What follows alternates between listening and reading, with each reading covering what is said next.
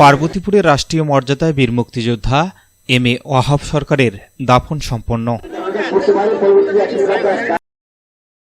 আসসালামু আলাইকুম। এমকে টেলিভিশনের পক্ষ থেকে সবাইকে আন্তরিক শুভেচ্ছা জানাচ্ছি। আমি ইফতেখার। শুরুতেই শুনলেন সংবাদ শিরোনাম, এখন বিস্তারিত।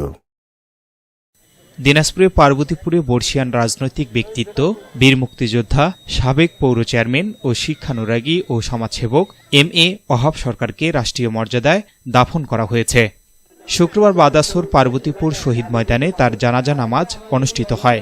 জানাজায় বিভিন্ন রাজনৈতিক, সামাজিক, সাংস্কৃতিক ও পেশাজীবী সংগঠনের নেতৃবৃন্দ, জনপ্রতিনিধি, প্রশাসনিক কর্মকর্তা, মুক্তিযোদ্ধা এবং সর্বস্তরের বিপুল সংখ্যক মানুষ অংশ নেন। মরহুমকে রাষ্ট্রীয় সম্মান হিসেবে গার্ড অব অনার প্রদান করা হয়। গার্ড অব অনার প্রদান করেন পার্বতীপুরের সহকারী কমিশনার ও নির্বাহী ম্যাজিস্ট্রেট মোহাম্মদ মাহমুদ হোসেন রাজু। এ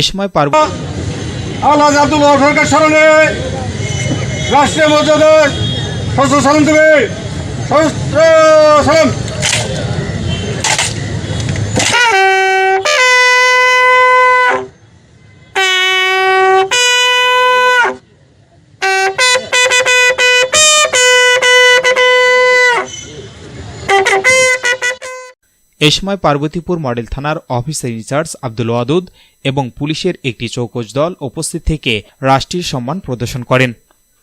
রাষ্ট্রীয় সম্মাননা শেষে জানাজা হয়। পরে পার্বতীপুর শহরের নামাপাড়া কবরস্থানে তাকে দাফন করা হয়। এর আগে বৃহস্পতিবার রাত 10:45 ঢাকার সম্মিলিত সামরিক হাসপাতালে চিকিৎসাধীন অবস্থায় এম.এ. ওয়াহাব সরকার ইন্তেকাল করেন। ইন্না লিল্লাহি ওয়া ইন্না ইলাইহি রাজিউন।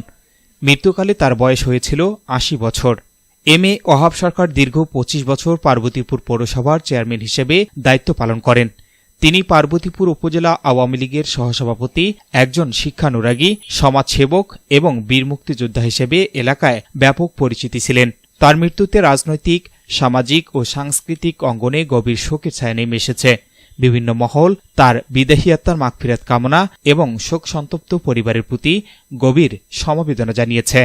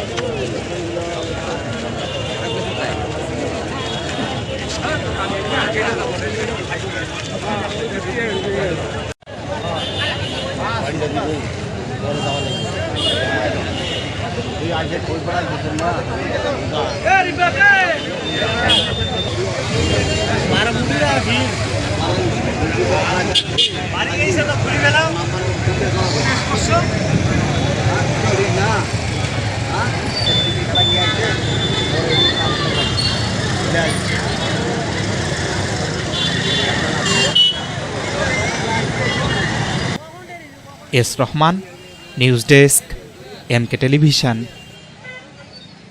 শেষ করছি এমকে টেলিভিশনের সংবাদ। এতক্ষণ আপনারা আমাদের সাথে থাকার জন্য অসংখ্য ধন্যবাদ।